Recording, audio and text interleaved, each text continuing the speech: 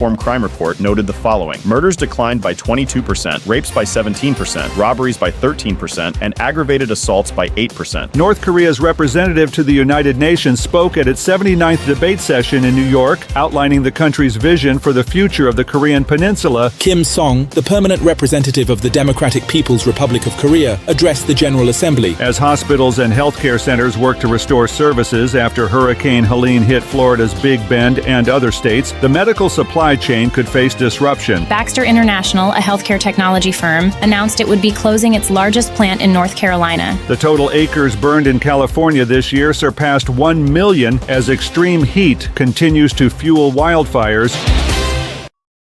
The opinions expressed on this program are those of the host or guest and should not be interpreted as statement of fact.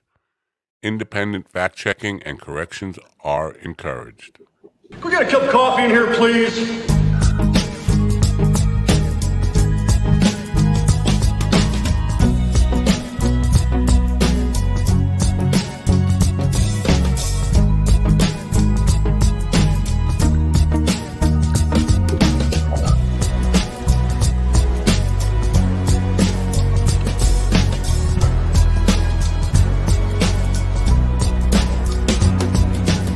Damn good coffee. Yeah. And hot. Hot. My dog is your mind's best friend. No, I say. Don't come at me with this happy music. My dog is your mind's best friend. Wake up, America. You've got a dog that needs walking. That's right, sunshine. Just put on a big pot of strong coffee and get ready to type your little hate mail with your opinions about kumbaya and flat earth insanity. Stand-up comedy? You want stand-up comedy? Well, we've got sit-down comedy. It's time for coffee with a dog. You make me laugh. Well, there's not all that much to laugh about if you're in the mood to laugh. Maybe on the wrong planet, because this one is about to get blown to bits. It was a nice run.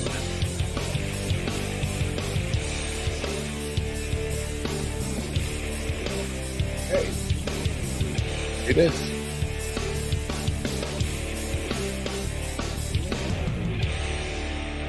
Oh, good morning, folks. Feels like a Thursday, but it's, I don't know what day it is. What day is today? Wake up, America. That. What the hell is that all about? The loop is not on. I'm telling you, the loop is not on. You're fired. How about that? Okay. Does it feel like, what the fuck day is it? It's Thursday, right? Yes. Tell me yes. Somebody tell me yes. It's also, I believe, Rosh Hashanah. So happy whatever that is. That's New Year, right? Is that Jewish New Year? I don't know what Rosh. Let me look it up really quick. Really quick. Should have done this before.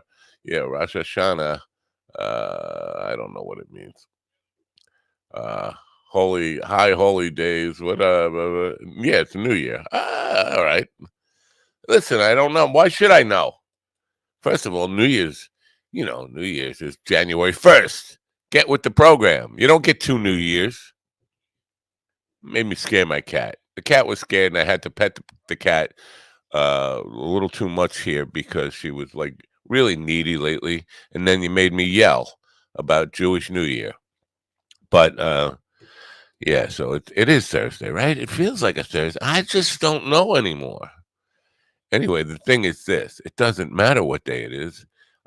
Especially if you're a GD Fenderson and if we've been working hard on writing a show for the Reverend for Saturday night, only to have the world blown up and no plan to have your little show on. That must really suck. If you don't know what I'm talking about, I think World War III is getting started over in the Middle East. Just getting started. It's the kickoff. Israel has hit Beirut with more bombs, missiles, whatever, booms. We like to call them booms. in retaliation to Iran sending missiles over its way. Now, that is very strange to me. Now, I understand there are some terrorist actors. Oh, I'm a thespian. No, not that kind of actor in Lebanon. But it's like Iran hits you, so you hit their sister. Yeah, we're in a bar and you punch me, and I turn around and punch your sister. Oh yeah, take that. I don't get it, but it's not good. It's not good either way. A poor sister, your poor sister with a black eye. Sorry about that. Well, she wasn't all that pretty to begin with.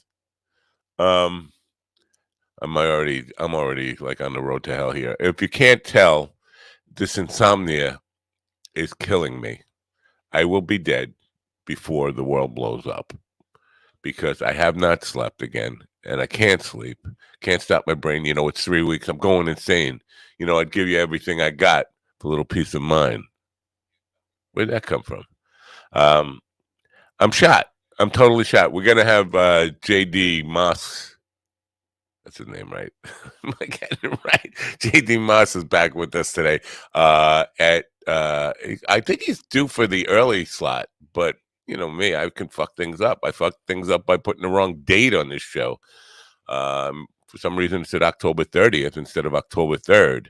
Oh, did I not give the date? It's whatever it is. It's Thursday, October 3rd, 2024. This is how shot I am, right? It is Thursday. It just doesn't. Everything is just weird. Anyway, so yeah, that's where we're at. Are you happy now with where we're at? Oh yeah. We have a new sponsor I want to tell you about. It's a sponsor you probably heard me talk about. It's a sponsor you've definitely seen the work of because they produce all the shorts, not my shorts. I see reels, YouTube shorts. I used to have a men's underwear sponsor back in the beginning. I don't know whatever happened. I think they went out of business. But no, not that kind. No shorts, not that kind of shorts, but short videos from this program. If you have any need for video editing by AI, Opus Clips is your solution. I use them. They've been great. I'm going to put the link in after I show you a little commercial from them. If I can only remember how to work a computer, something about a mouse and scrolling and looking for clips and stuff like that. And I don't want to see, the problem is I'm going to end up hitting one of Ron's dopey parrot things with somebody telling me to suck their dick or something. And I don't want to do that. I want to clip anything like this.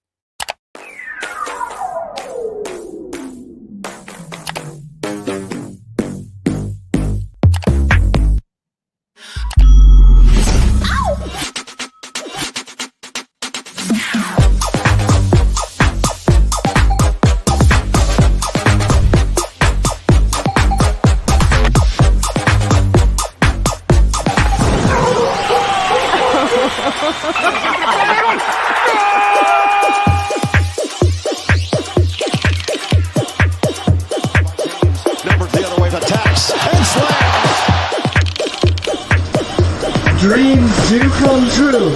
I am showering on Netflix.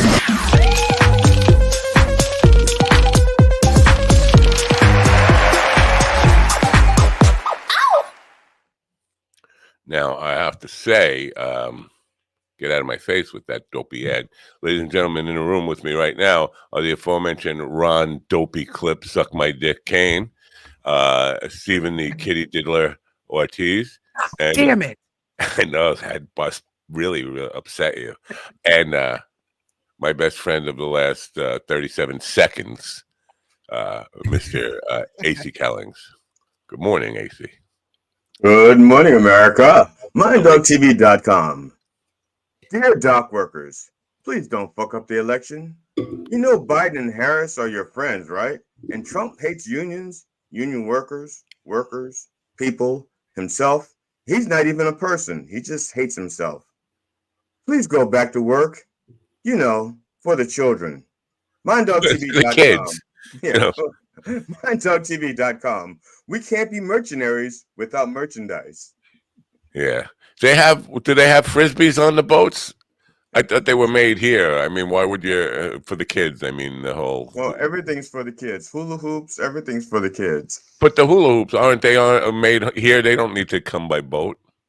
Well, all of the lead covered toys come from overseas, so we need them imported. All right, so do it for the kids. Yeah. This is, I'm not a union guy, but I definitely am. I understand the labor movement. I understand their importance, and we'd be fucked without them. America built the middle class on the labor union. But I think this is a selfish move at this time of year to do this. Not because of the election, just because I feel like they're strong arming America a little too hard, and I don't think a quick solution is going to happen. And we're still dealing with fucking trauma from the COVID shit. We're still trying to get over that and get some mental health back. We don't need a national disruption of these kind of proportions that are possible. Not to mention places like North Carolina, Florida, places that just got hit with that hurricane, which are really fucked. They need supplies. They need all kinds of shit. Yeah. And so, yeah, I think that they could have waited. I think they could have waited because it doesn't. Their work is so important that no matter when they strike, they're going to fuck the economy. Right. So they don't have to do it while we're at this low point. They could wait until March or September. It could be part of the plan, though. It could be part of the plan. They're trying to get what they want. They know if they strike, of course, it's to use maximum leverage. That's what I said. Exactly, it's a little selfish. It's a little selfish to be bullying the entire country in this way right now, because we are. Good plan. Remember a couple of days ago when they first announced they were going on strike, all the places, I think the government was behind the messaging here, but don't panic buy, don't go out and whatever they call that, just buy everything off the shelves and stock up now. Right. And Mikey called me last night, and that's exactly what he was doing.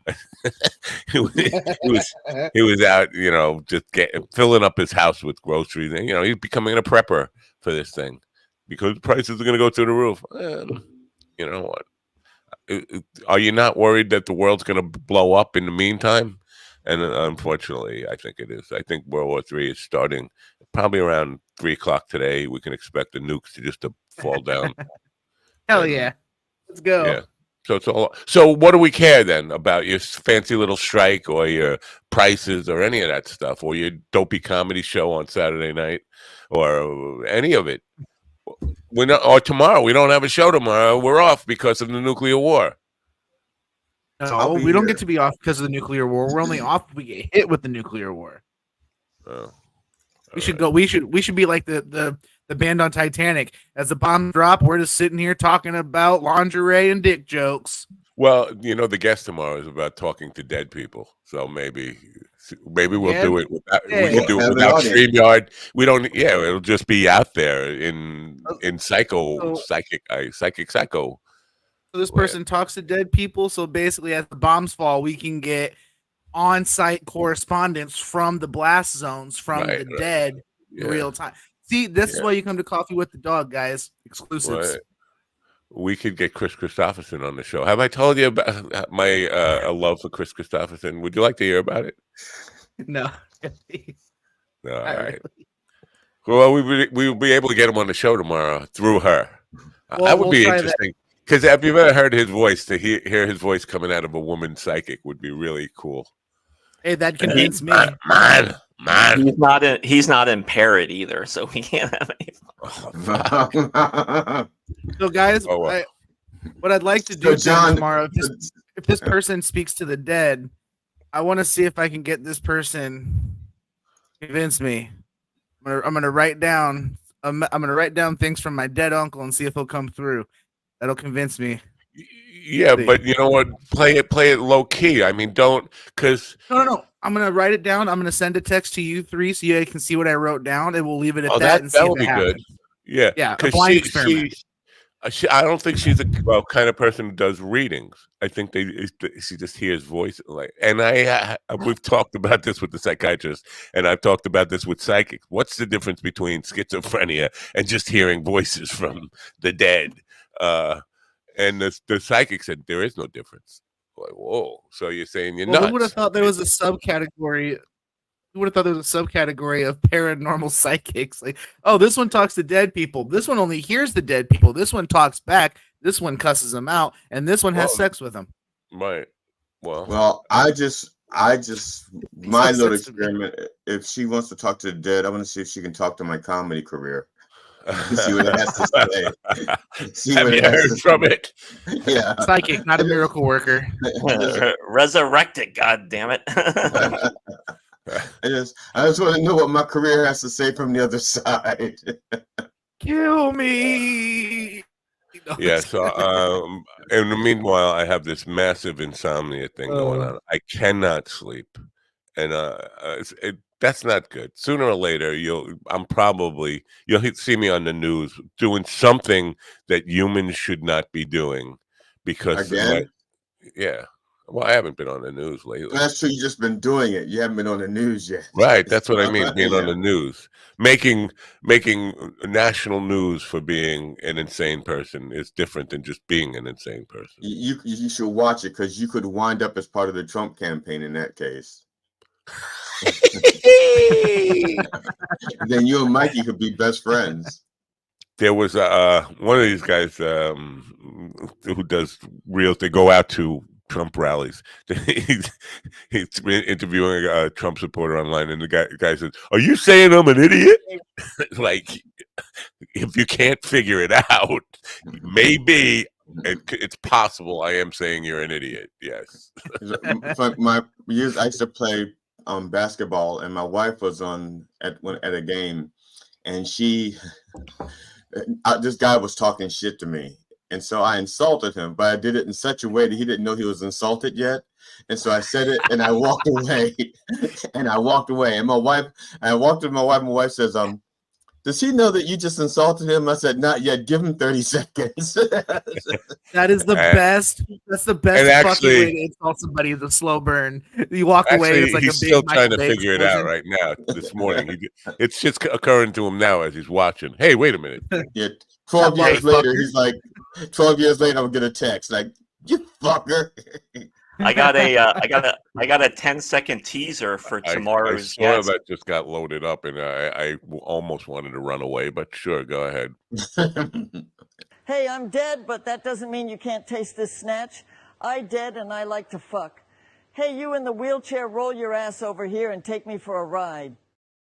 Oh my God, Betty, you weren't supposed to come on tomorrow. Oh my God. Ron, I need that video. You have no idea how big of a Betty White fan I am. My minivan is a white van, and we named it Vanny White. I love Betty White. I would have fucked her all the way up until the day she died, and probably 10 seconds after. I swear to God, Randy. That's what I thought about. Yeah. When as soon as I saw that, I thought I didn't know. I thought Ron actually made that for you because of that. I really did. I did too for a second. I was like, she said, "You gotta watch." Yes. Now I know you're not big on old movies, but From Here to Eternity, she's got a small part in that, but she's fucking smoking hot. She's like 22 years old. Yeah, no, I'm gonna cancel the show and go whack off just thinking about it. All right, see you guys. I'm not gonna touch myself to AI video. I can just put on the Golden Girls anytime. Weirdo. Maybe I could find some other celebrities from beyond the grave. Yeah, for tomorrow we should have a whole show of just dead people. Oh my God! You can have a sporadically. See if you can get a hold of John Amos and find out why nobody knew he was dead for a month. I foresee Ron tomorrow being like, "Uh-oh, I hear somebody coming through," and then boom, Michael Jackson. I was well. I'll have my pants half off then for that. The John Amos thing. Matt, are you an optimist or a pessimist? Will your pants be half off or half on?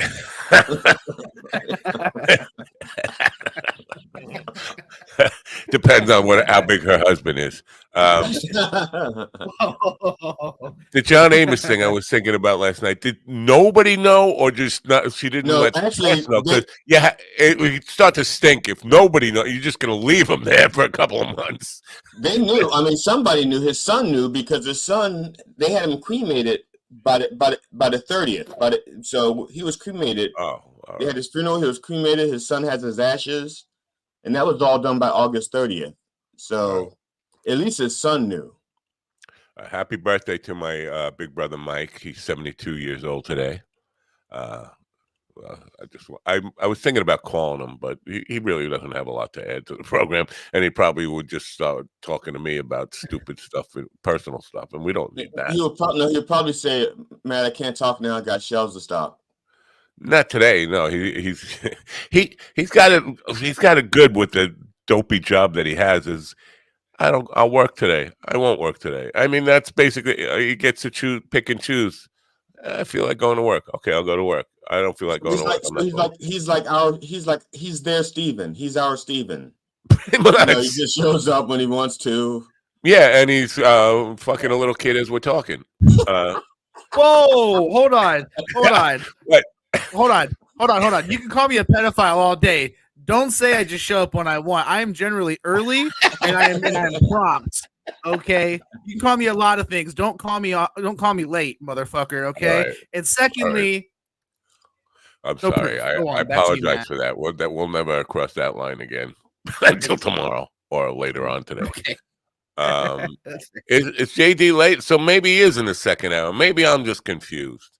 And I don't know why he wants to come back on the program this soon, too. Like, is there anything new to talk about with regards to his book and race and stuff like that? I mean, the racial situation has not changed.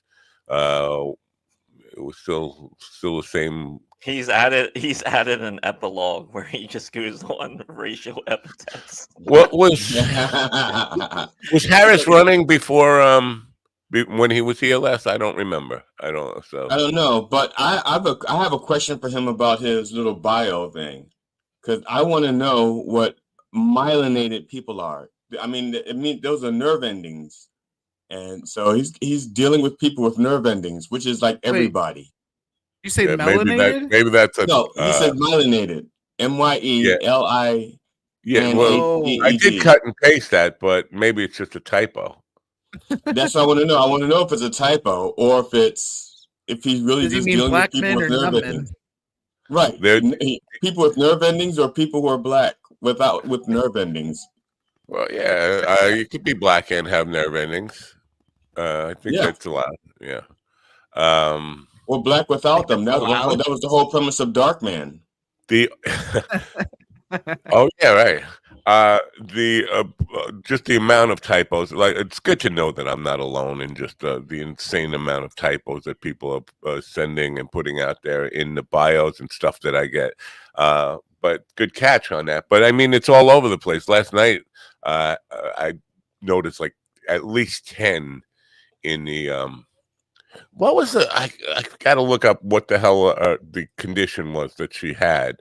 But the condition, I'll find out what the name of it was. But I've never heard of this before. She can't do math, and she's not stupid. Oh, it's called Republican. No, she can't do math.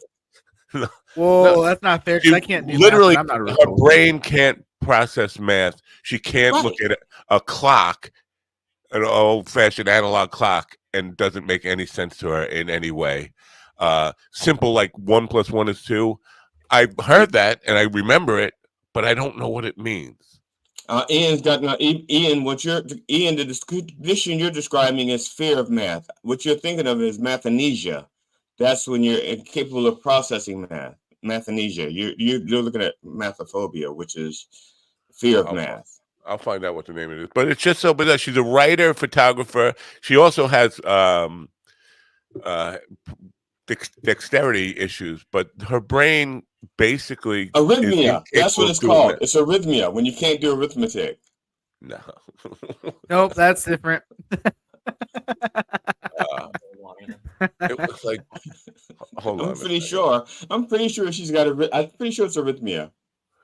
All right. Oh, we can stop with. Oh, I'm wait, glad I what is- opened that. Dopey Wait, what door. is this? Is this? Hey, Betty, I want to taste the raisins in your potato salad. Dead snatch reminds me of a cardboard box.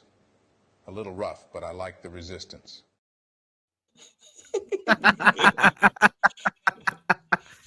You know, that also could be, he likes the resistance, could also be like a Empire Strike Back reference. Was he in that? Oh, no, that was one of the other black people. Yeah. Billy D. Williams. Dyscalculia. Bless there you. is calc in there. Okay. Dyscalculia. Yeah. Bless you. Oh, right in the middle. Right. Yeah. That's I'm what not it's sure if called. you get a I have shot never for heard that of it or it's before. topical. So like two in 50 people have it in America, which is according to the math. Yeah. According to the math, 2 in 50 people have it. Math done by a dyscalculian. I mean, I'm in a similar even boat. I mean, catch I can do basic math, but I can't do anything past that. Well, there's a lot of people who don't have great math skills, but not to comprehend. Like somebody puts out 2 quarters, and you don't know that you have 2 quarters. Like, you know, that's what you're saying. Yeah. It's like, I'm sorry, but dyscalculian sounds like a race of people from Star Trek. You know, they go to this planet and they see this whole race of dyscalculians, and see, if they were called discountinians, they'd be Jewish.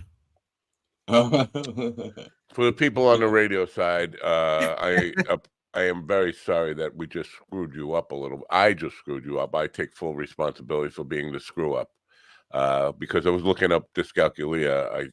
I clicked the show off for a second there on the radio. Sorry about that. Ooh. He miscalculated. I discalculated. Discalculated. Yeah. I'm gonna discalculate. Stephen, are you aware? Now, I might have this wrong, but I think I have it right.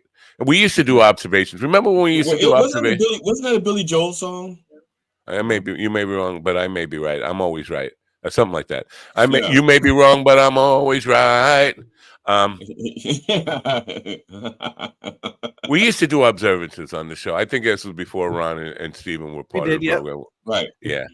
I think that October is Disability Awareness Month. Were you aware of that disability? You aware of the awareness of the awareness that we were supposed to be aware about awareness? It's not as important because it's Breast Cancer Awareness Month. So move aside, cripples. Yeah. Wow. And we also have little more than 1 week left in Hispanic Month. When are we going to have Awareness Month? Well, listen, if you don't have a name brand disability, they don't give a fuck. Like, I don't have cerebral palsy. I don't have dyscalculia. No, dyscalculia is not exactly it's a name brand, but it's not a known name brand. But it's an off brand. It's like an offshoot. They call it an invisible disability. Well, see, that'd be nice. I'd be happy if my disability was invisible, but no, everyone gets to look at it. Bullshit. If you kept your zipper up, nobody would see your disability.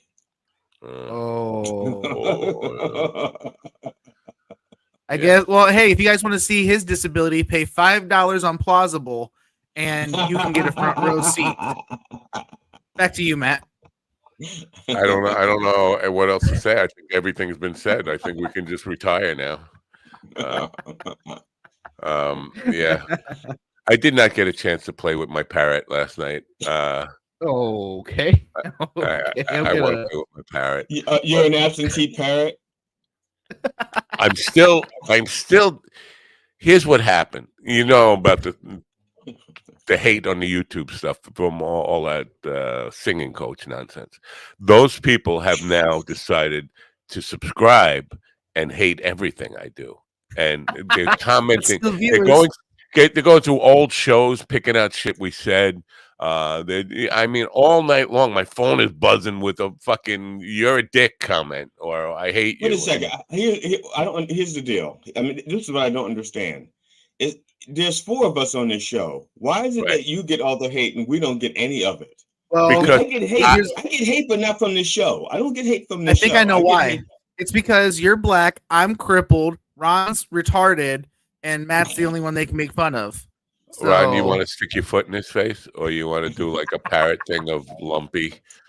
He's not classic retarded. He's just like he hyperfixates on things like AI and lingerie. All right. I'm pretty sure retarded doesn't fall into that what you just described.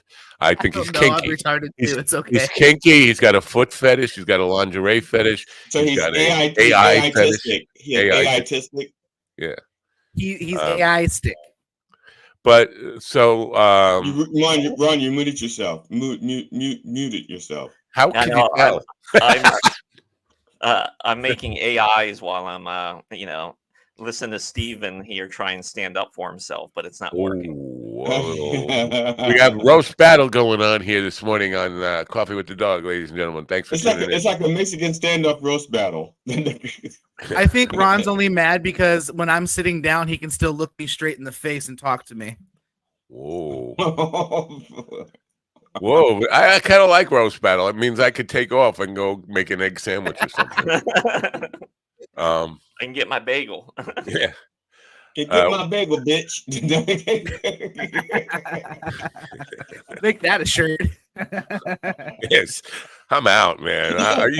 First of all, I came with half my brain tied behind my back this morning because of insomnia issues. That's the T-shirt. You have Matt with the little yarmulke on, and he looks at he says, "Get my bagel, bitch."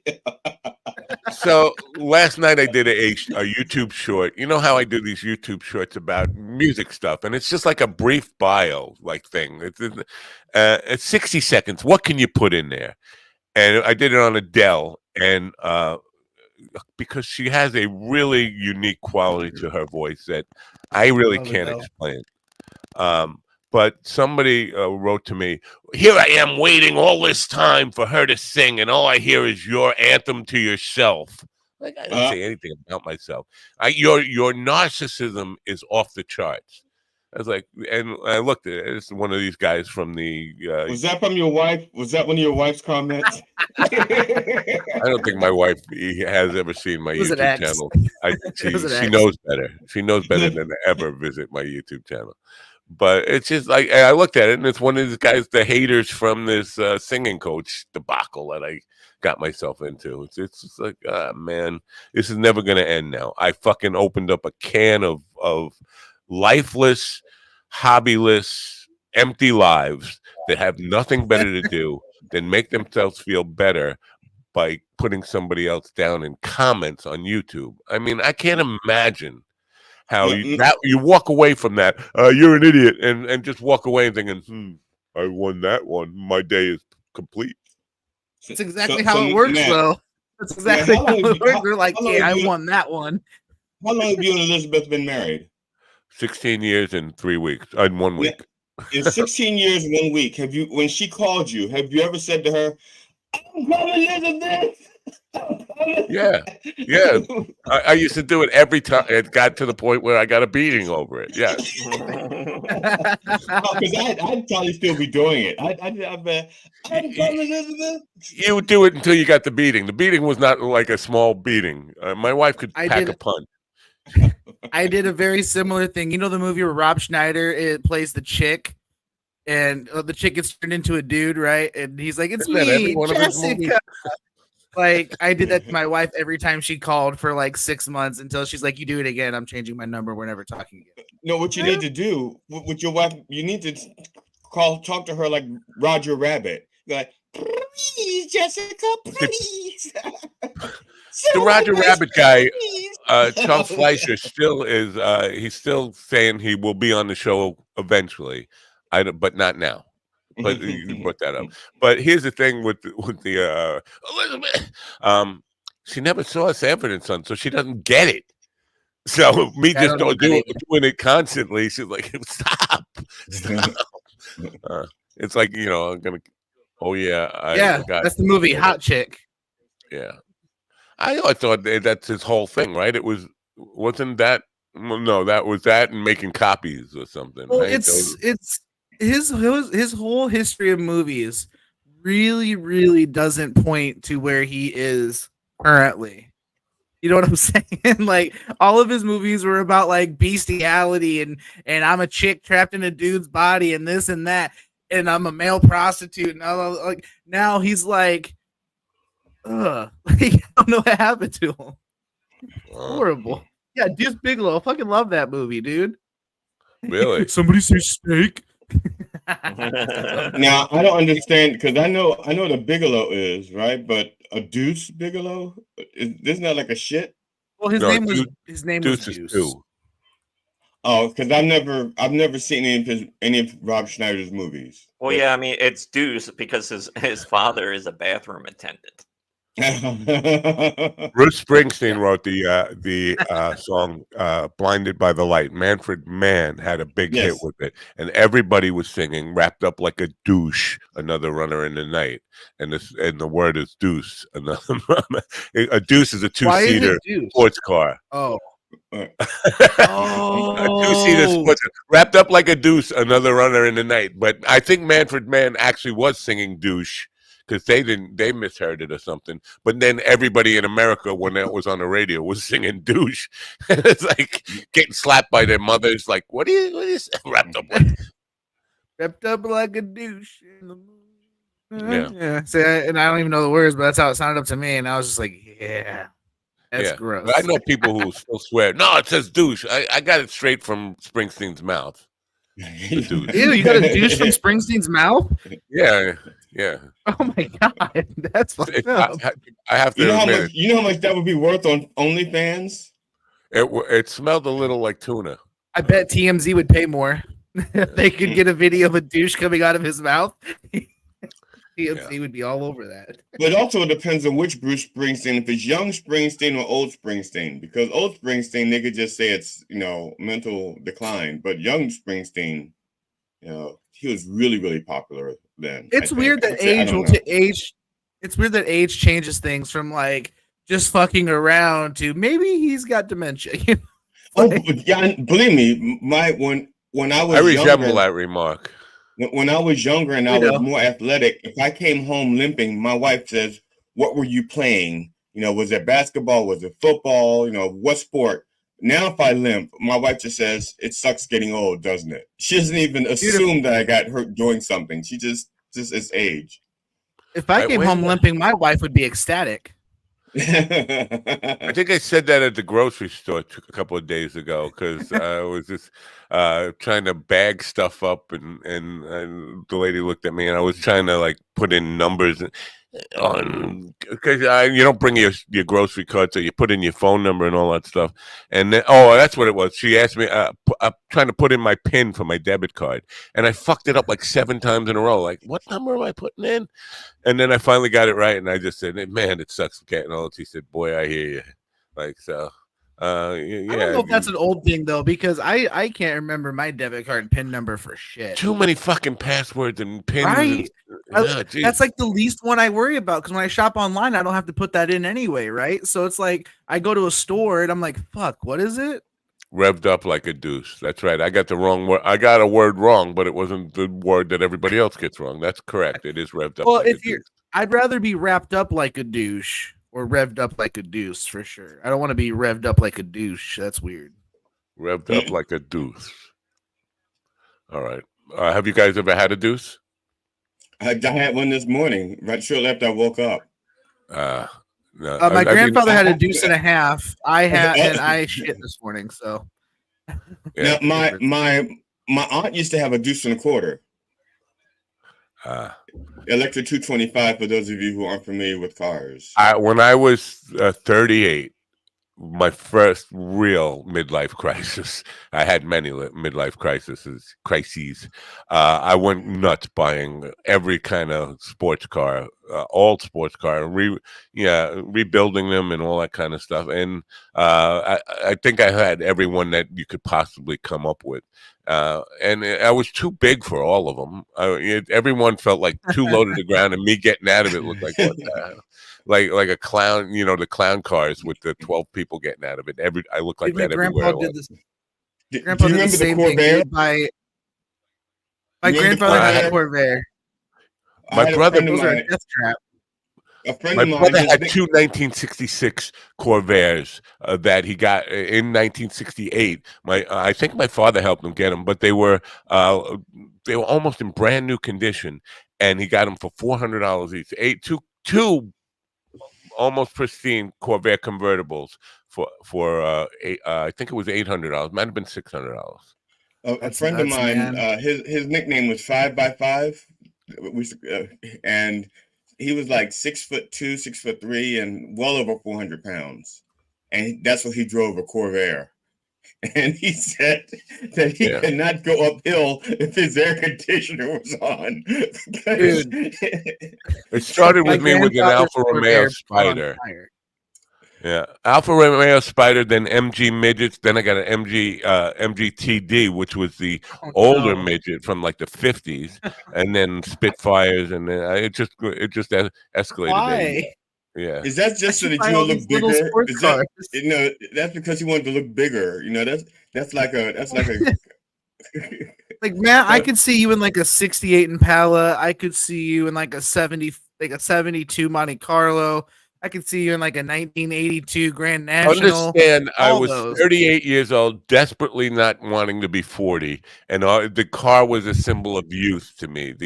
It was like a kid's car, and everything was like, it's like a go-kart. That's what it was. I don't want to turn 40. I was desperately in fear of 40. Like 40 to me was old. Now, at this point in my life, 40 is a kid. But at that point in my life, it was like the scariest thing ever. I'm surprised you didn't buy a DeLorean to go back in time. If there would have been one available, I definitely would have. My grandfather has one still to this day. Wow. They're horrible cars, but they're cool looking. Every once in a while, when I see a classic old car that I would like to restore or just have, I guess I start fantasizing about buying old cars again. Like, what does it matter? Because the world is coming to an end tonight. So one of the crazes, at least in Maryland, for the longest time, was you take a Volkswagen Beetle and you buy one of those custom fronts. So like the front would look like a Rolls Royce, and it would be like a Volkswagen Beetle with a Rolls Royce front, or whatever it is. It would just modify Volkswagen Beetles with these fake fronts from other cars. I mean, it's still a Beetle. But I don't hear the phone ringing. Hello, can you guys? Whoa, you got really quiet. You got really quiet. Yeah. You're muted. Hello. Not muted, but he's quiet. You are. Yeah. I just want to say, I know you don't. I just want to say happy birthday, and then I'll let you go. I just want. All right. That's. I'm walking. All right, are you walking? All right. Well, thank you, brother. Yes. Enjoy your my birthday show. Oh, and also it's Rosh Hashanah just for you. Oh, it's happy Rosh Hashanah. All right. Oh shit! All right. Thank you. Enjoy your light your candle or whatever you're supposed to do. All right. Have a good day. See you later. Bye. I'll be back. All right. Can you guys? Am I back on? Yeah, you were on the whole time. Yeah, you heard everything. Oh, now I can't hear you. How about that? Oh, okay. Well, you're lucky. You're lucky. No, I got a high definition. No, I got a bing bing. How about that? Talk to me. One of you guys talk to me. Hi, buddy. How are you? Who are you talking to? Is that your friend? Is it his birthday? My dopey friggin' motherfucker. Ian just wrote, "Can't pork anywhere with those gull-wing cars, gull-wing doors." Oh, dude, he's not wrong, dude. You try to open some of those cars with gull-wing doors at the same time. They just. I destroyed everything. All right, I'm gonna have to work on my audio. You guys talk among yourselves, and Ron play some perverted videos or something. So So guys, did any of you guys gig last night or anything? No, not me. I did nothing. I don't do things. I didn't really I was gig busy per se, writing. but I had the open mic last night, but my set went really, really, really good, and I was actually able to sell tickets to my next show after it. So I saw that. I didn't know that. That's what I was like. What is he selling? Football tickets? What the fuck is this all about? Like concert tickets, tickets to the Jelly Roll show tonight? No, tickets to the Stevie Roll show. In a way, I'm kind of envious because I've never had tickets with my picture on them. Wait, your picture is on the tickets? I didn't see that. Oh yeah, here, hold on, I'll show you. I'm kind of envious. I mean, Me too. Me too. I'm like, oh, not bad. I don't see any like kids running away though. How much is the ticket? How much is the ticket? Can I like buy one and just not use it? Yeah, actually, my aunt did the same thing. She lives in Atlanta. She's like, send me a ticket anyway. So, I just asked you how much is the ticket though. You didn't tell me. Oh no, if you're not coming to the show and you just want a ticket, they're $10. Okay. If you are going to the show, what? If you go into the show, how much are they? 10. 20. 20. All right. 20. All right, talk to me after the show. I will. It doesn't make sense. Get the money to you. Make it make sense. Why is it half price to buy a ticket that because I would think you want people to go to the show. If they're going to go to the show, it would be 20. If you're not going to go, we're not going to be able to sell you dinner or drinks. It's going to be $50 for a ticket. I have people out of town that can't come that want to support, like family. That are like, oh, that's cool. It has your picture on it. I want one. Things like that. I believe that condition is called trying to show support. Right. But that being said, though, no, for the most part, though, no, I'm selling them locally. I've sold 4 tickets already. So did you did you print the tickets up or did they? No, they did. Wow. Good for them.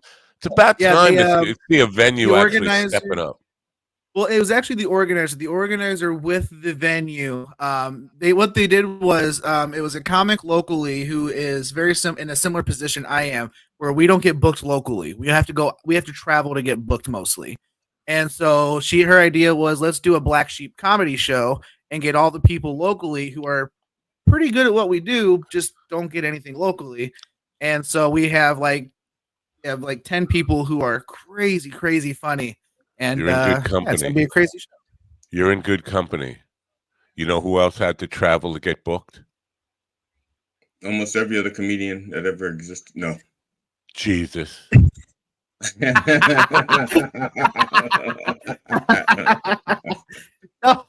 No, it's a Fort Wayne. It's the Black Sheep comedians of Fort Wayne. So like I said, there's like 6 or 8 of us that just don't get booked locally.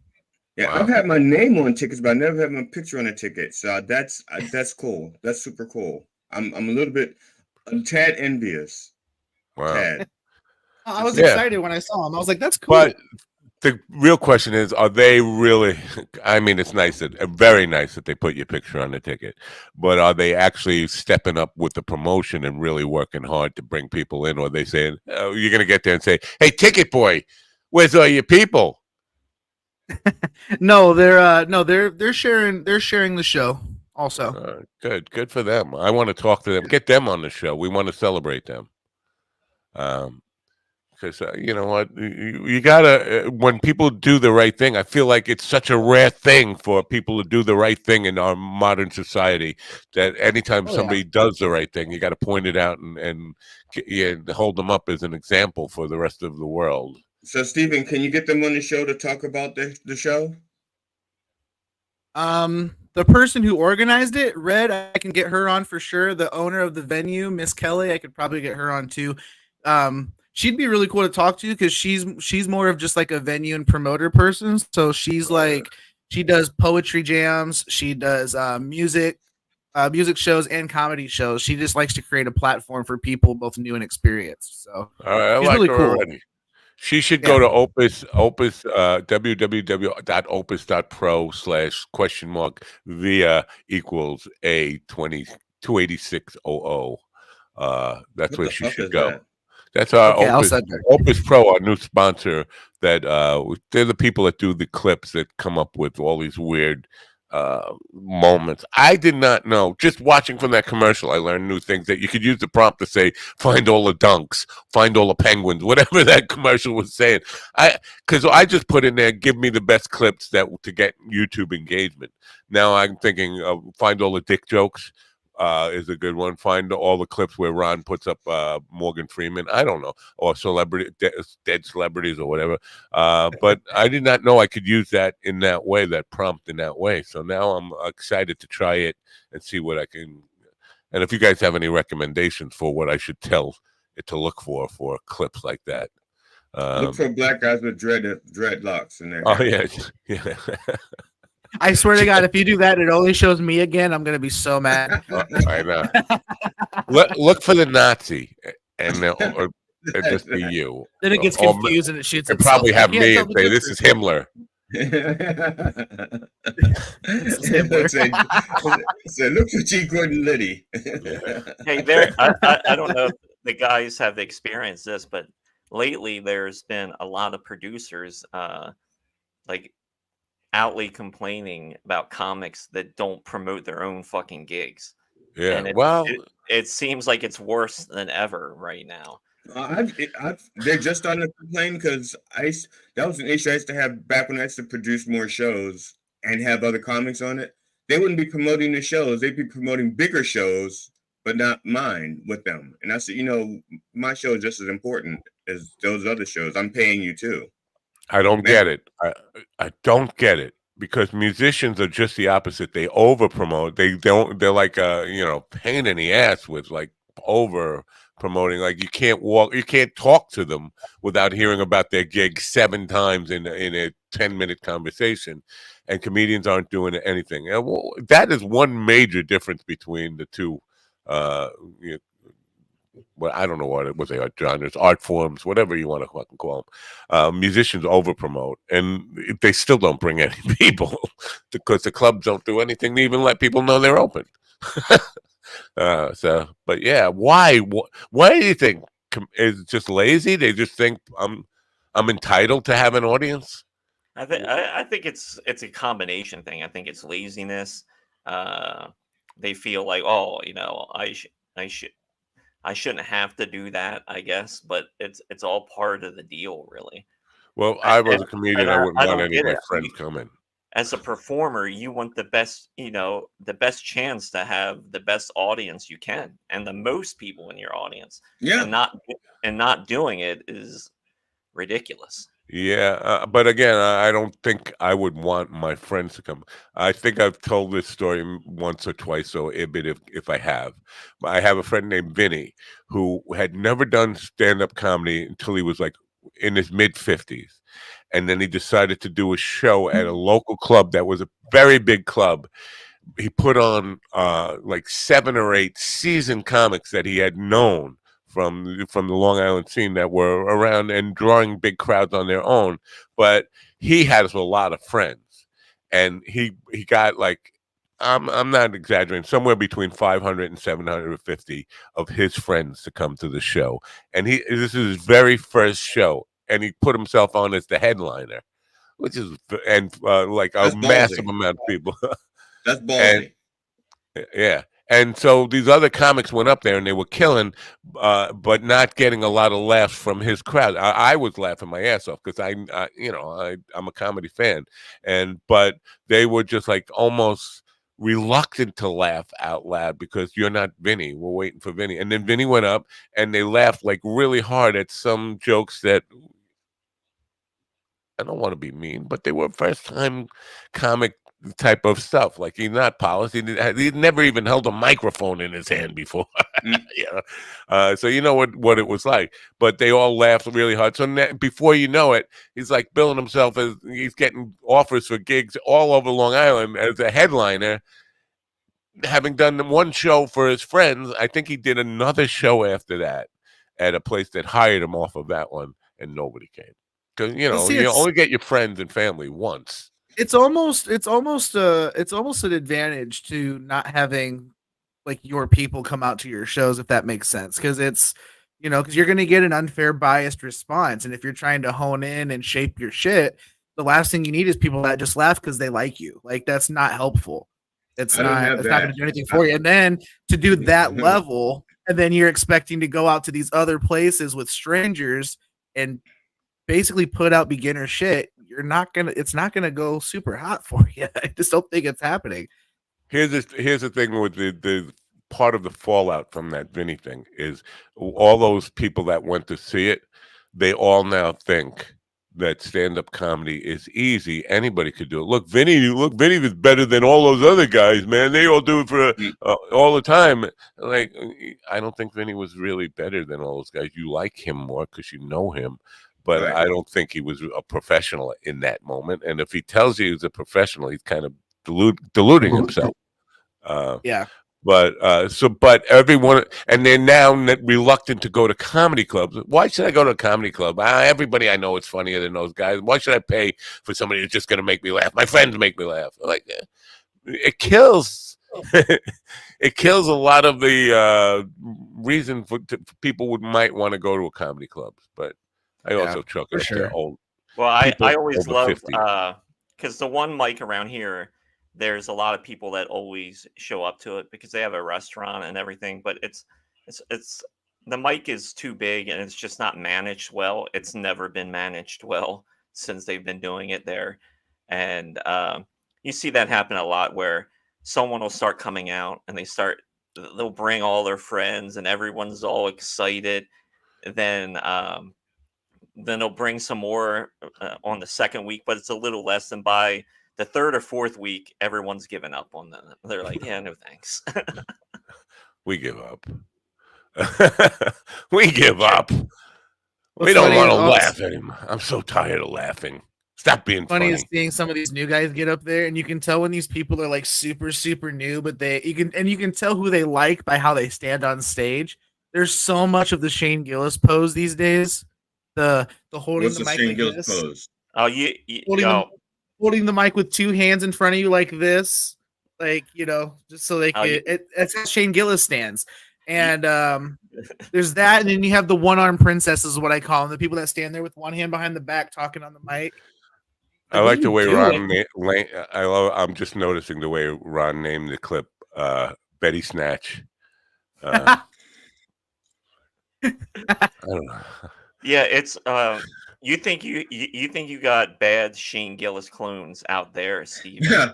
You should come to fucking South Central Pennsylvania, where he's originally from, or Philly. Oh no! Every fucking white guy has a hoodie. Every fucking white guy is like, bro, dude.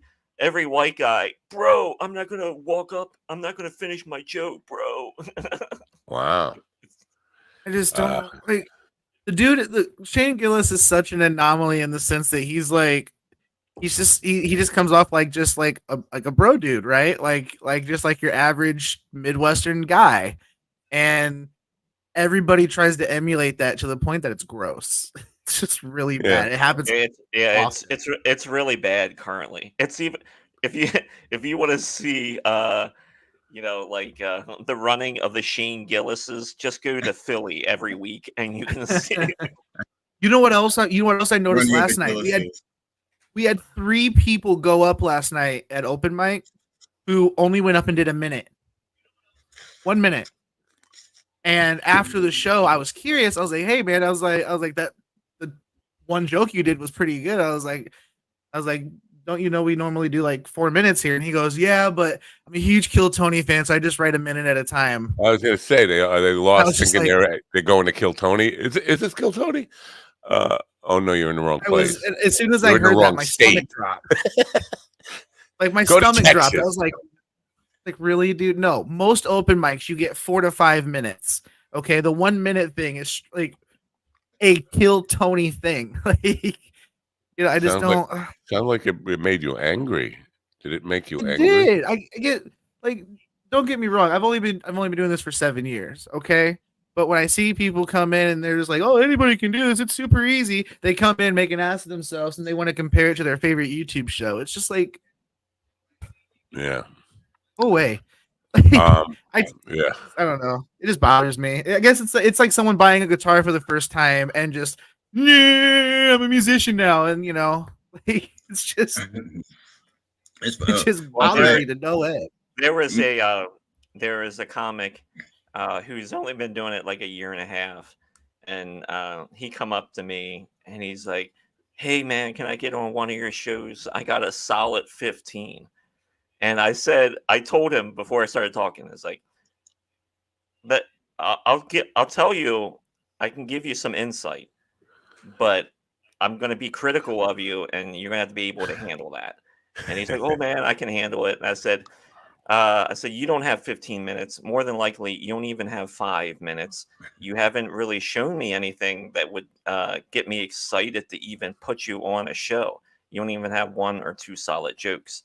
And I said, "That's mainly because you've only been doing this a year and a half, and you barely get up on stage. You're maybe up once a week." And he actually took that pretty well. And I wasn't a dick about it, but yeah, when some of these people tell you, I'm a year and a half in, and I got a solid 15, I'm like, no, you don't. I was with you until you said I wasn't really a dick about it. And then you lost me. I was like, that's not the Ron I know. Well, you know what? I'm not trying. Man, I'm not trying to completely crush their soul. Well, no, and it is my. I think I have a corner on the dick market. Okay, that's disgusting. I wouldn't say that again. Be it. Well, I have a corner dick. No, it's fine. We marked it. Right turn to it. Right so, Rod, I appreciate what you did, right? Because like when you're learning this by yourself, you said it to me. I don't because you said it to me. Well, I'm just saying because like when you're learning by yourself, you might get some misconceptions or think you're doing better in certain places than you are because you may have gotten some laughs here or there, and like a lot of people need somebody like Ron to come in and just be super blunt with them. Like I would kill to have like a mentor type deal where like I could have somebody that critical the entire time.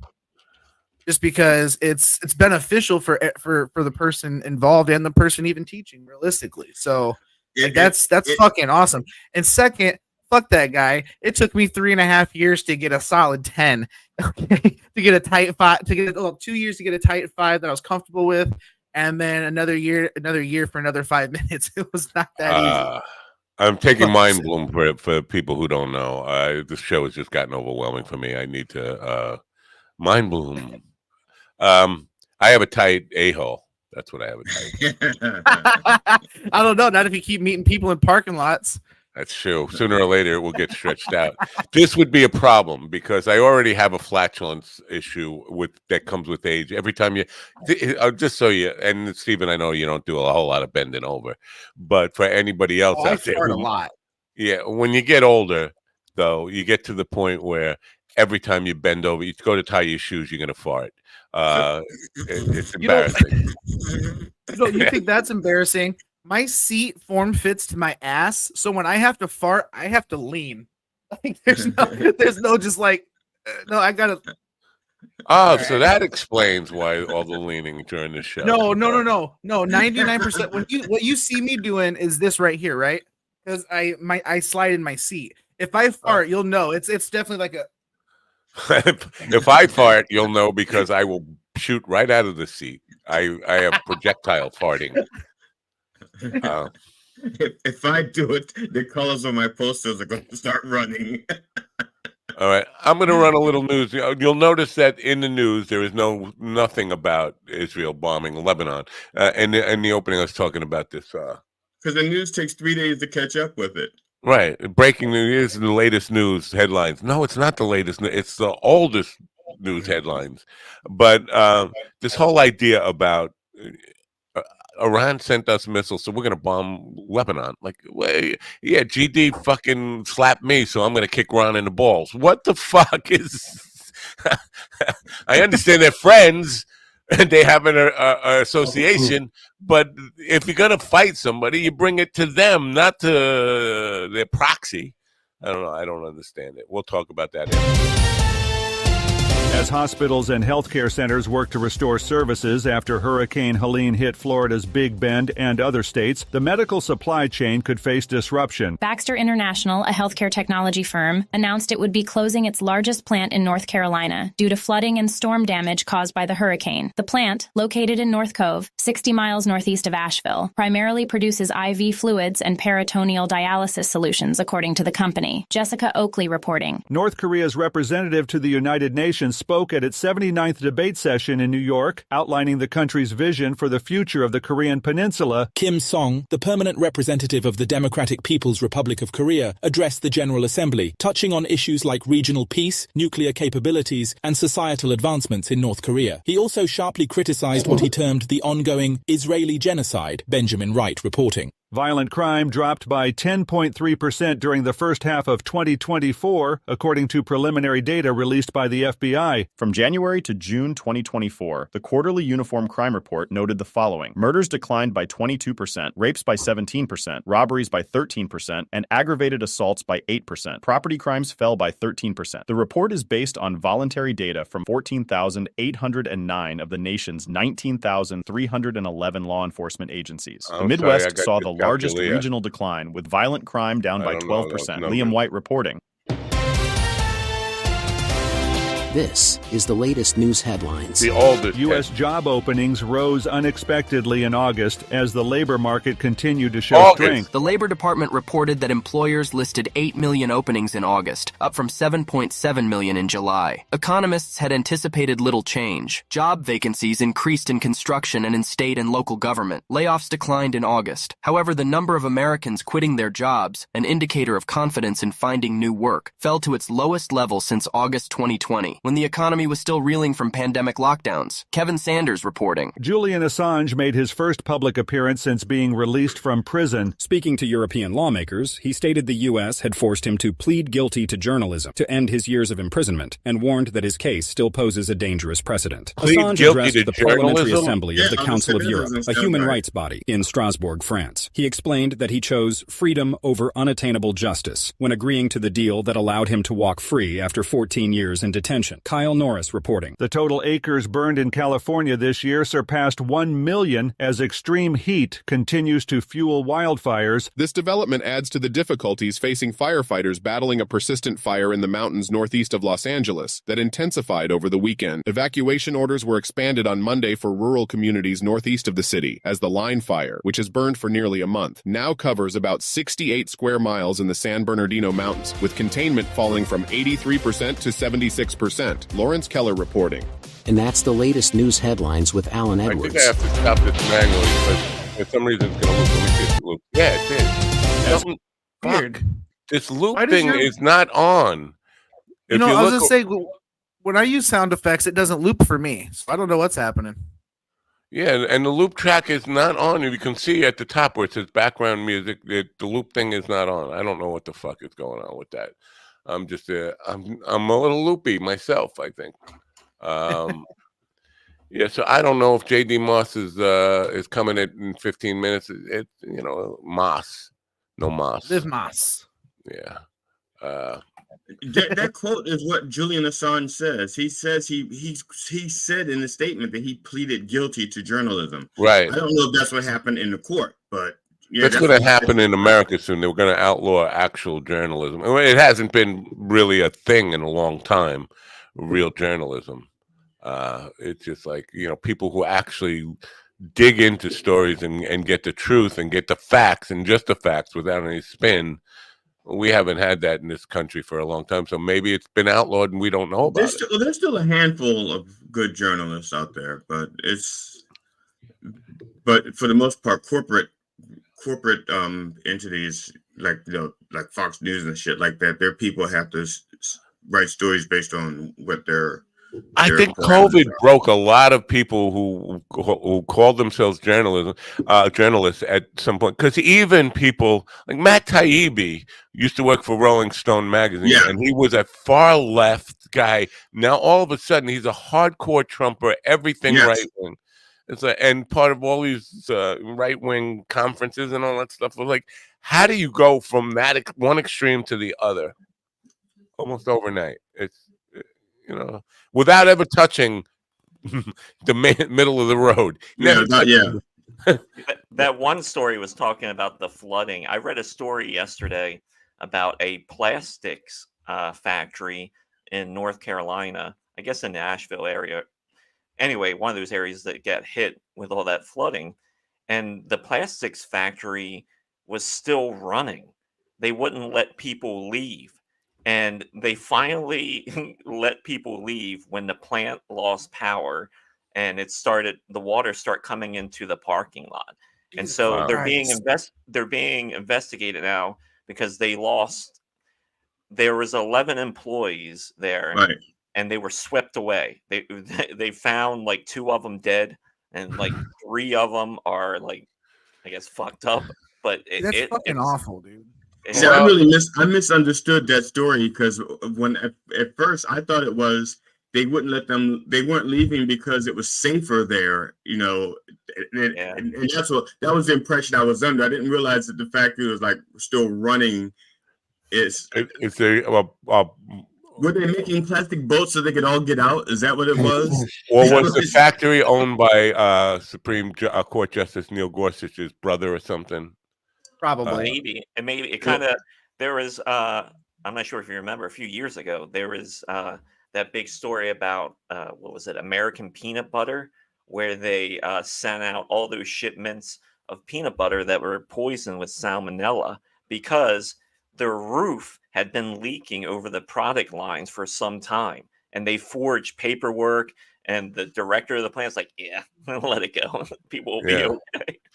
That Gorsuch case, I don't know if you guys are aware of this. It came up a lot in this confirmation hearing.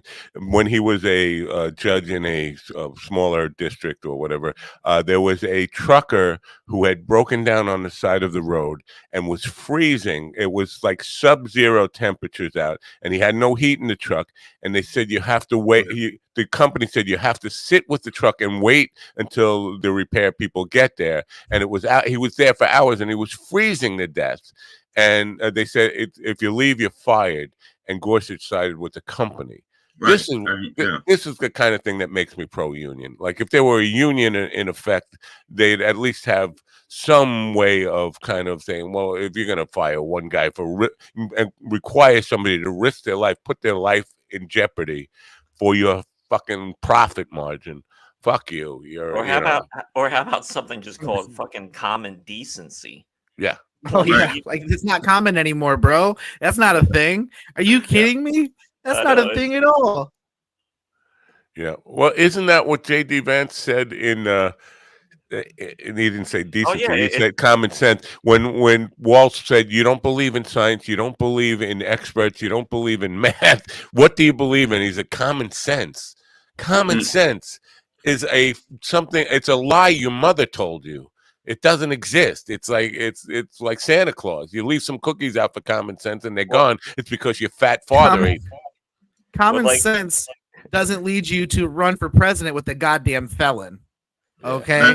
So I'm just gonna throw that out there. Or like when Trump was out there crying about his assassination attempts, it's like, hey baby, this is a part of life. You got to get used to it. Just like the school and mass shootings.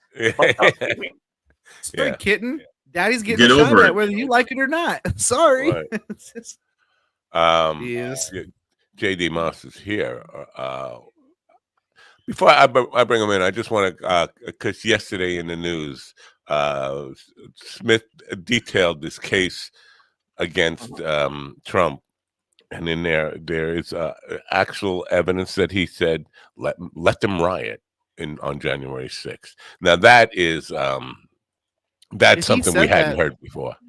Yeah. If he said that would well, I guess, but that's not inciting it if he just says let him go, but doesn't that still make him? It's still irresponsible, and it's treason on. I don't know. Treason is the word it's definitely to know that it's not just let them riot. Those words. It's where they were rioting and what the riot's intent was to do that amounts, in my view, to treason. I know treason is a word that gets thrown around too much, but when you're talking about let them riot on the Capitol to stop the verification of the votes, Well, it sounds like a coup then. It does. Definitely does. So his reaction was to go on Twitter. I'm not kidding. He wrote Russia, Russia, Russia, Russia, Russia, Russia, Russia, Russia, Russia. I counted. I think it was 82 times. He just wrote Russia, Russia, Russia, and that was the entire tweet. And somebody said, "I thought your loop was broken." And somebody said, I'm worried he's having a stroke. And I said, if worried means hopeful, I'm with you. Maybe this would help. Hey, I'm dead, but that doesn't mean you can't taste this snatch. I dead and I like to fuck. Hey, you in the wheelchair, roll your ass over here and take me for a ride. Password is Eddie, stop. The password is snatch. I just Alan Ludden was her husband who hosted Password for young people who don't know. Anyway, J.D. Maas has been with us before. He's the author of Race for What? It's a book about Stephen in a wheelchair racing other people in wheelchairs. I don't know. He didn't even know Stephen at the time that he wrote it, but he's here now. Welcome back, J.D. Maas. Good morning. Good morning, gentlemen. How are you guys? I haven't slept, to be honest with you. I'm a little distraught. Yeah. Well, good. That makes two of us. So. Oh yeah, I just want to say, are you dealing with insomnia? Because I am, seriously. I don't know. I thought I lived with it, so I don't know whether it's anything new or not. Wow.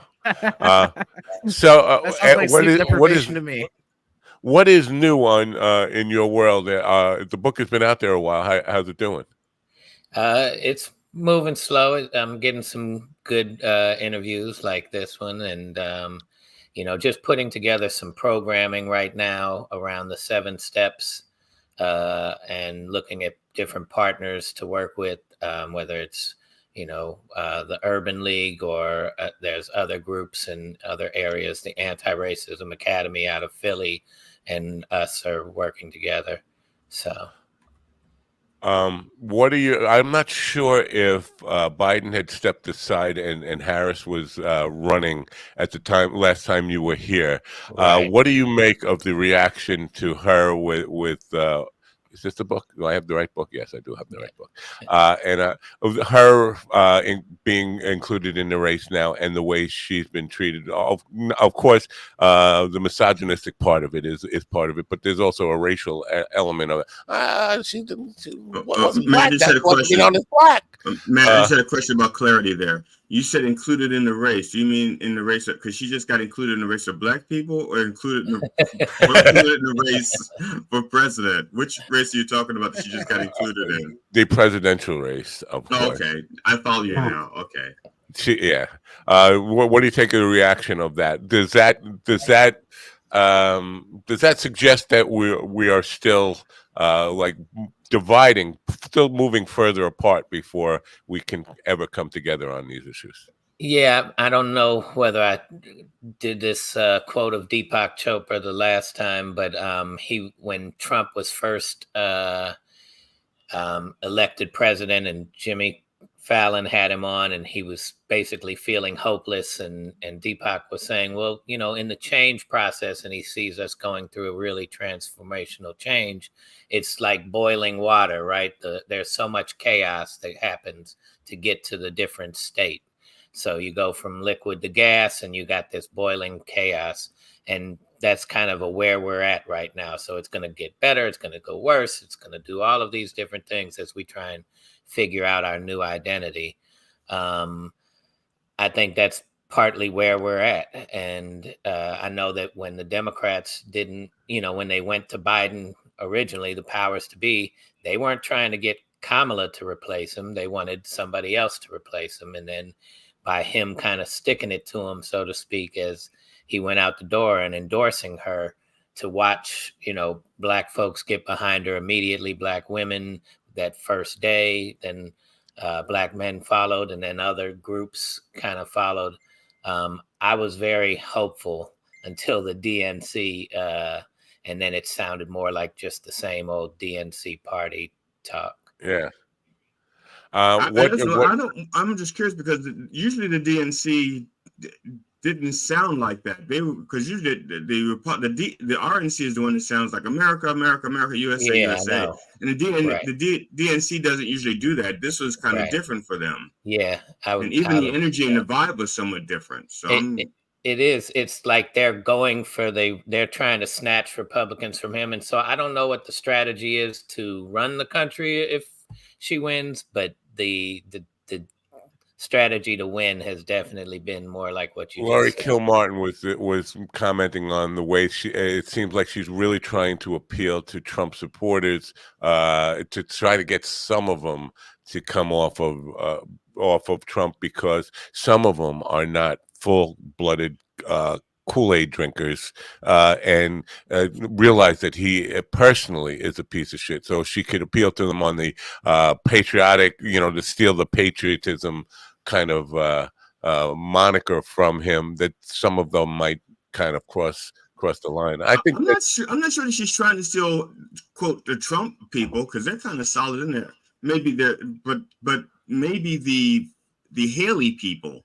Or just Republicans who gravitate towards the idea of flag-waving patriotism. If you chant USA, you must be a patriot. Like, that makes you a patriot. Like, and USA, USA. Oh, they're good people. Look, they're chanting USA instead of death to the USA.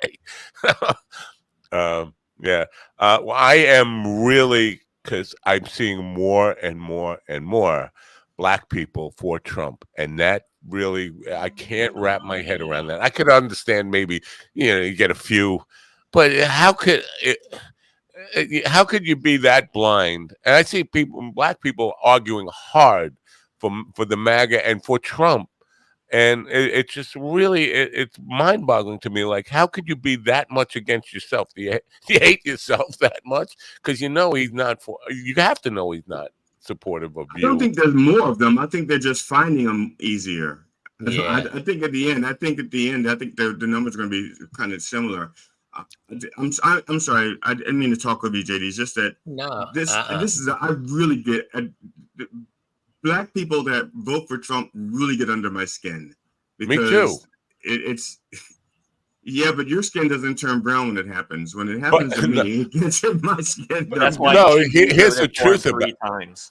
The truth about it is, I can't make the argument to them in any way that they're going to listen to, because I'm just attributed as just a Trump hater. Then, oh, you got TDS, you're just a Trump hater, that kind of stuff.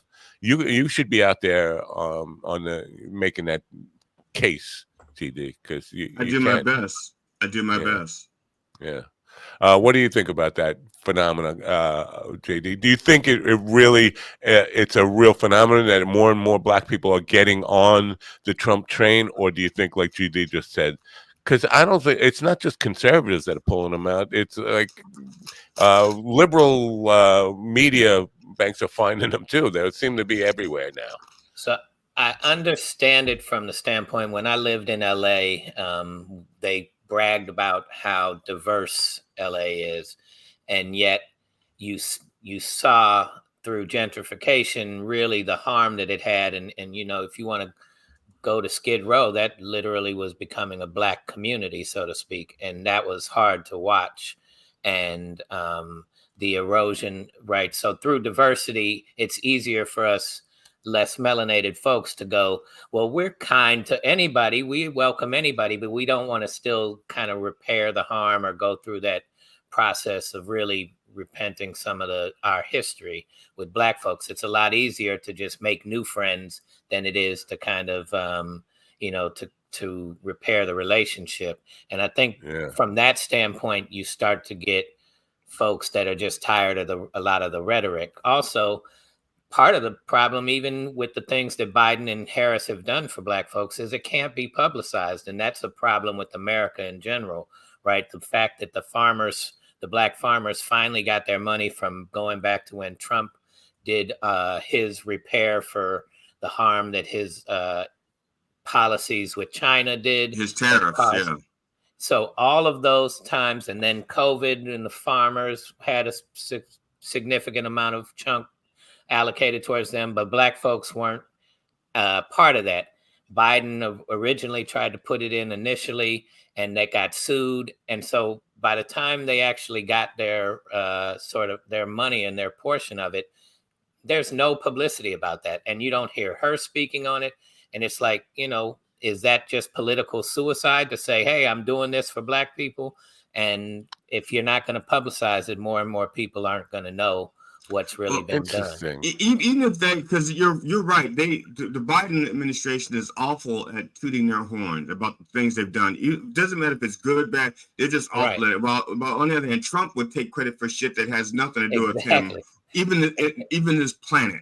He'll take credit anyway. Yeah.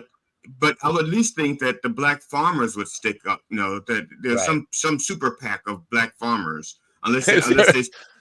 I'm just saying that you can make a super PAC of anything. Okay? Right now, I thought you said there was one. I was like, wow, I never heard of that before. I'm saying that there should be one. A super PAC of Black farmers who just get out there and make a commercial. Just say, thank you, Biden, if or thank you, Harris, or something.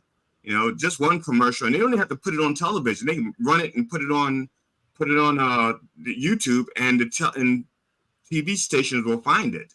Right. Get a spokesperson. Make it more visible. Yeah. If they care. Oh, look at this. I'm looking at a picture of Steven on his tickets over here on my feed over here.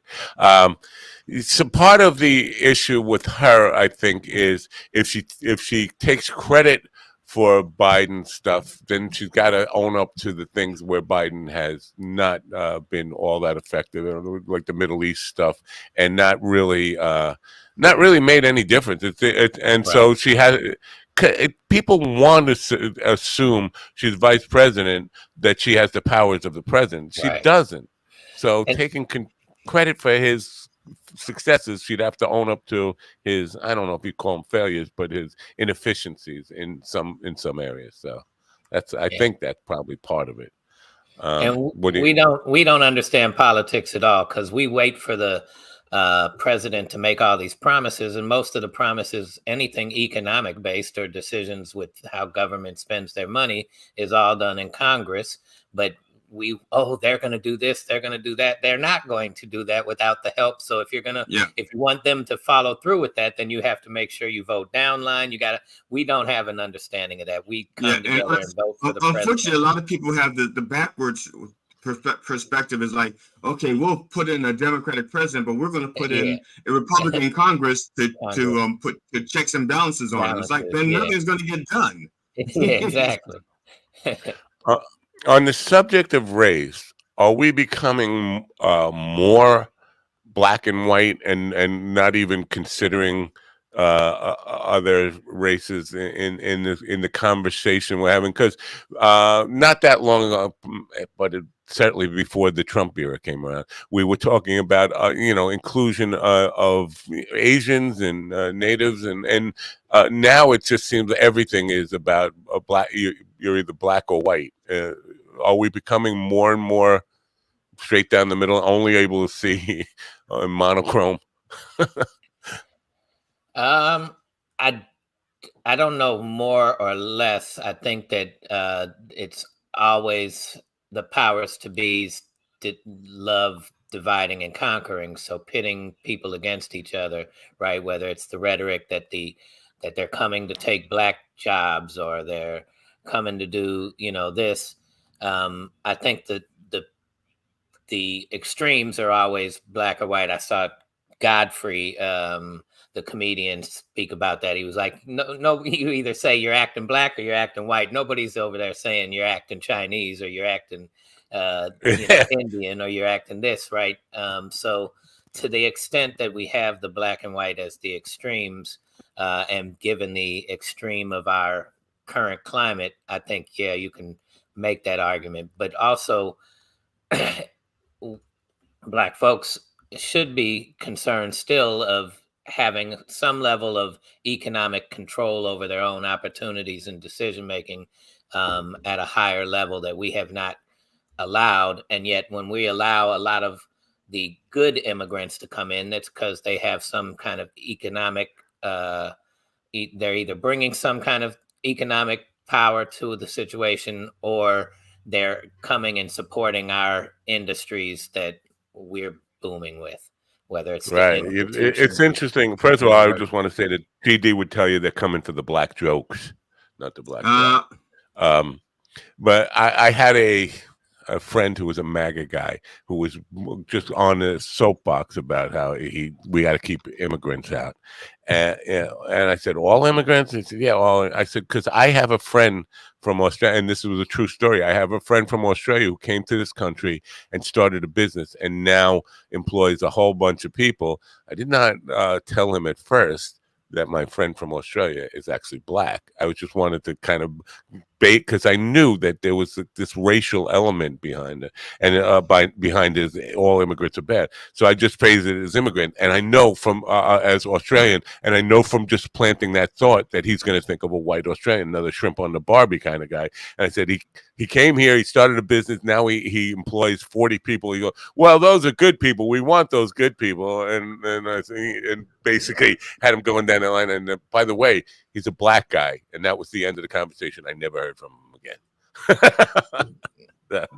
It's just interesting. But on the Asian part of it in New York, part of what brought black and white people together in New York was a common hatred of the Asian community, Chinese mafia in Lower Manhattan.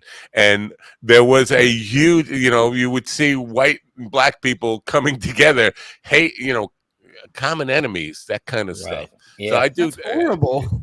Yeah, it is terrible, but that's what made me think of this. It's like we don't hear about that anymore. And there was a big vocal element of trying to say, stop the Asian hate, because there was lots of Asian hate. There were,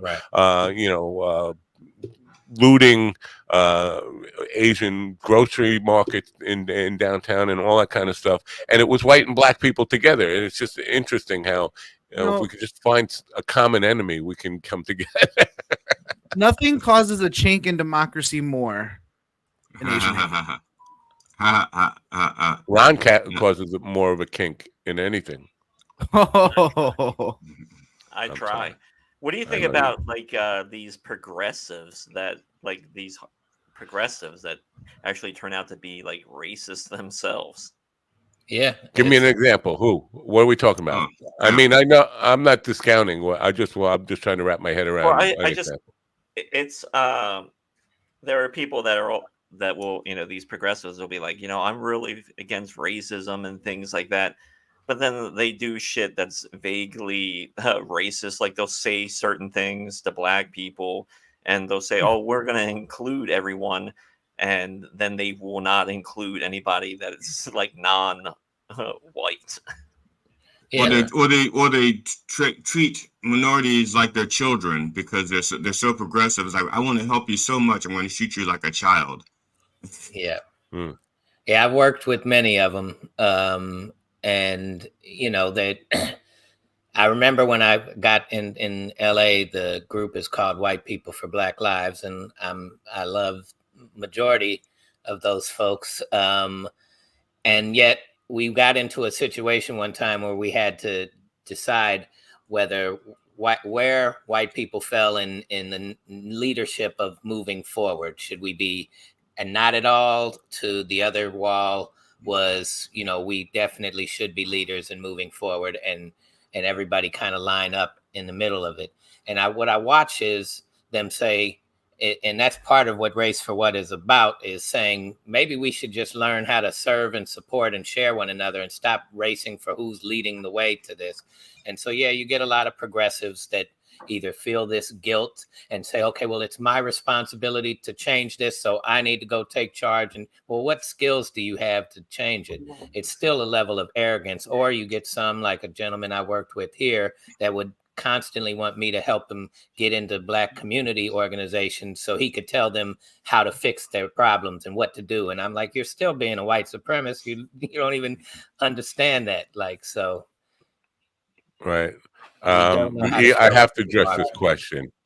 Why didn't the Australian apply for citizenship by now? He has been since, this is going back a while ago. So he has been since, I think, 2014, something around there. But it took 20 years to do, and that was always my concern. It's like, why do we make it so hard? The road to citizenship is very difficult. And I remember having to help him with the Pledge of Allegiance and some of the history questions that were being included. But it took 20 years of red tape and paperwork and bureaucracy to get cleared for that. And and I think we make it very hard for people from anywhere. But I think if it was like White or Melania Trump or whatever, JT's wife, his name is, they make it easy for special. They have a open door policy for people we like, and then for the people we don't like, becoming a citizen. It's a difficult thing. Do you think if Harris wins, and I'm hoping she does win, obviously, do you think, because there was this idea that once Obama got elected, that the racial separation or division in this country would get better after he was in office? It seemed to get worse. Yeah, they didn't understand. They didn't understand how the pendulum works. Yeah. Right. So do you think are you looking forward to improvement if she wins on the racial front? I'm looking forward to improvement as time goes on. I don't know that the initial reaction is going to be that way, because Trump is already riling up everybody to feel like, we're losing something. And that's the whole purpose of this whole race for what thing, and why we've been talking about, politics makes for strange bed sets. Okay, if we can find a common enemy, where as long as we see something as competition instead of just the ability to share the planet and share the resources, then we can find some commonality amongst us against somebody else. I don't know that changes with her, and I really don't know, because of how much she's running towards trying to pull in the Dick Cheney lovers versus the Democrats and the progressives as much.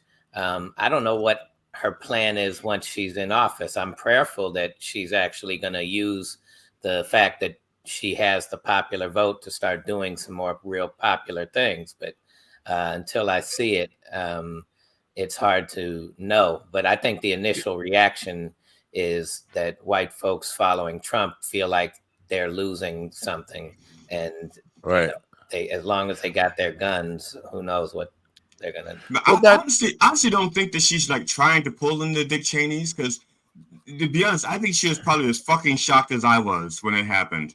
But I wasn't shocked at all. Not at all.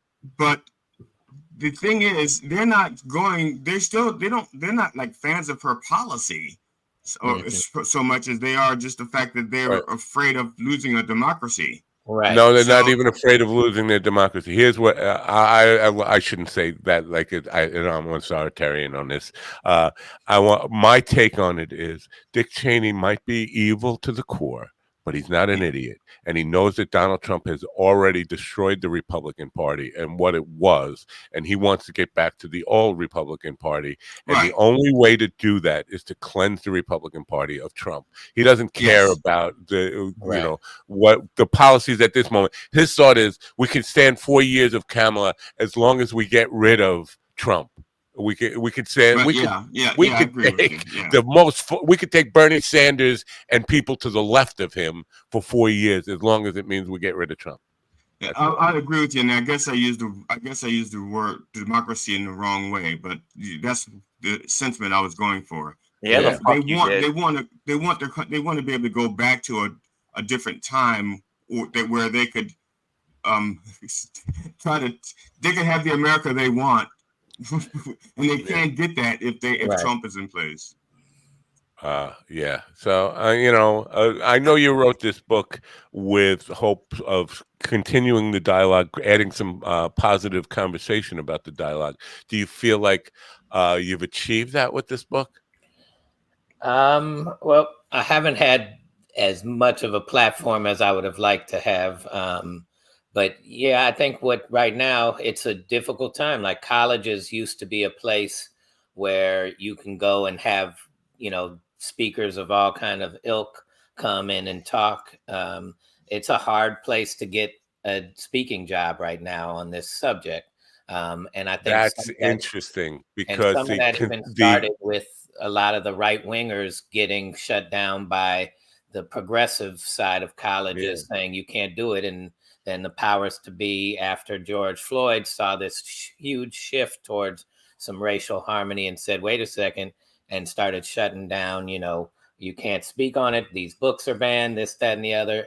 And so I would anywhere from trying to get speaking gigs here, Virginia, Florida, other places that I've attempted, it's been very much not right now. We'll see when at some other point, but not in the tensions. Is that part of the pendulum you were talking about, GD? Because it seems like the colleges were keeping some right-wing people, or not just the college. I don't know if it was the administration, but the students definitely were reacting pretty strongly to the Ben Shapiros and those people who were coming to campus. Right. And now that made the administrations leery of having progressives or liberals or whatever you want to label them as, because they're afraid of the perception or the message that sends to society at large. Do you think? To answer your question, that's part of the pendulum. I mean, it's hard because in theory I apply like scientific principles to human emotions, which doesn't necessarily make sense. Because like when I talk about the pendulum, I'm thinking in terms of like every action has its equal and opposite reaction. Right. And so I'm applying to like Obama, us electing Obama, and then the equal and opposite reaction is Trump, even though physics isn't emotional. Well, I got banned from Huffington Post in 2012 for saying almost the same thing you just said. I said that Obama needs to kind of reach out an olive branch to the conservatives, not because he should become Ronald Reagan or anything, but because if he doesn't moderate a little bit and make them feel like he's at least hearing them, that the backlash is not going to be Mitt Romney. It's going to be somebody like Rush Limbaugh running for president. I was off by just a little bit. I mean, just a little bit of orange in there, but it was this.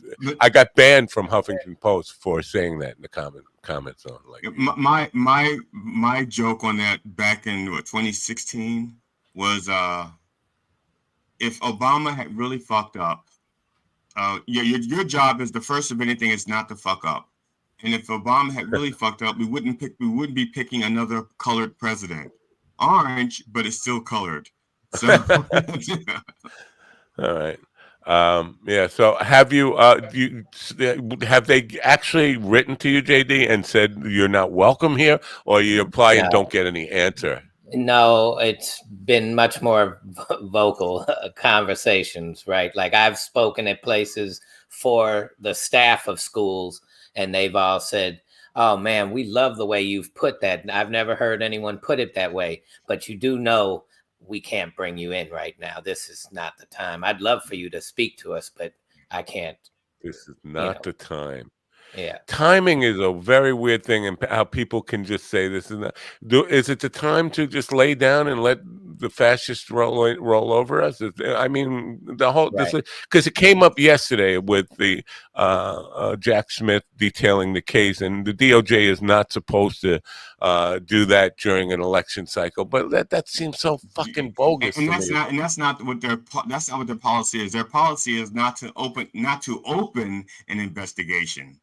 Okay, it doesn't say they can't finish an investigation. It doesn't say they not to come out with any public disclosures or any of that kind of stuff right before to anything that could. But it's also their fault, though. It's also their fault because they kept pushing it back. It's Trump's fault for delaying the prosecution of this thing. Right. This could have been out 2 years ago, and he'd have had all this time to, get, because America has a very short memory. Yeah, but my point here was that we're always concerned about the timing. Like, what's better time than now to fix what's wrong, right? Yeah, exactly. Well, I mean, you like see Trump every day out there at these rallies that he's having, and he looks worse and worse every day. I mean, physically and just the way that he's sounding. I mean, he's definitely well past that old man rambling. He's definitely like out to pasture at this point. And it's what makes it beautiful is that the people they set behind him, if you look at those videos, most of them look miserable. And they're like, I can't fucking leave. They're like, I just want to leave. And I can't. They can't leave because they're being paid. So that college thing, how about the media? I mean, other than like non-traditional media like this crap that we do every morning, radio or television, they've been giving you the cold shoulder as well? Yeah, and I haven't been as aggressive. Been trying to build it up on some of the non-traditional, hoping to get like a pickup here or there, because even some of that is still pay to play, or you got to hire the right publicist, and I hired the wrong publicist, and that cost me quite a bit. So I'm a little gun shy on that. But do you think that's also because they know that GD Fenderson, and they're like, sorry, I have had some of that pushback. Yeah. Yeah, well, it doesn't help that GD is always eating cats and dogs. It's really, and I raise my pinky when I do it. Okay. It's just interesting that I know it's hard to tell. Obviously, we can jump to a conclusion. It's the content of the book, but the publishers worldwide, I think the publishing field is just so oversaturated. It's like comedy or music. There's just so much of it that it's hard to tell if unless they give you an exactly, like if they said, well, now's not the right time for this, then you can understand that that's the reason. It's about the content. Right. But I think it's a little bit presumptive to think that everybody is coming from that. It's the content. It's just I get 100 new authors every week wanting to come on the program, and there's just not enough time in a week to have them all. Sure. So maybe it's that. But I don't. You know what?